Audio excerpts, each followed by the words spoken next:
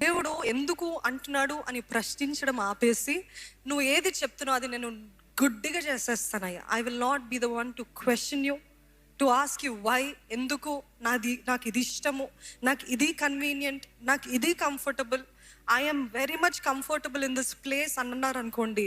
దేవుడు గూడు రేపుతున్నప్పుడు కూడా నేను ఇక్కడే కూర్చుంటానని అన్నారు అనుకోండి, ఇంక ఎదుగుదలకి చోటు ఉండదు.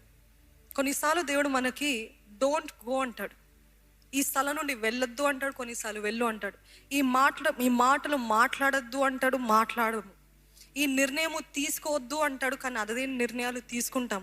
God says don't come to a conclusion, ఈ డిసిషన్ ఈ విషయంలో తీసుకోకండి అని చెప్తున్నప్పుడు మనము చాలాసార్లు క్వశ్చన్ చేస్తాము, ఇంకెక్కువైతే బాధపడతాము, ఇంకెక్కువైతే దేవుని పైన అలుగుతుంటాం.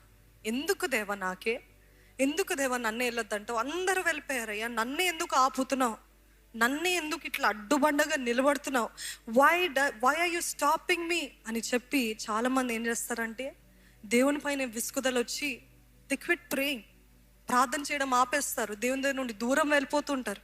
ఎందుకంటే జవాబు రావట్లేదు, అవకాశం లేదు, ఇంతే అనే పరిస్థితిలో దేవుని దగ్గర నుండి దూరం వెళ్ళిపోతూ ఉంటారండి. కానీ ఈరోజు ఇప్పటికే దేవుడు మీతో మాట్లాడుతున్నాడు. అట్లయితే చేతులెత్తి హల్లెలూయా చెప్తారండి. హల్లెలూయా.